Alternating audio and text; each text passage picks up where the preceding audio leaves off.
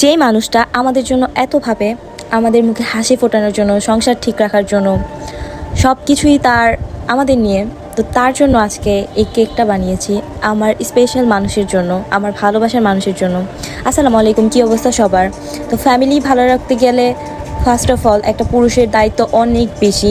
আমরা যারা বাসায় থাকি তাদের জন্য অতটাও খাটনি না, তারা তো বাইরে থেকে কষ্ট করে ইনকাম করে পরিশ্রম করে তাদের সবটা দিয়ে আমাদের মুখে হাসি ফোটানোর চেষ্টা করে। আমরা তো আমাদেরকে কিনে এনে দেয়, বেসিক আমরা জাস্ট রান্না করে রেডি করে দিই।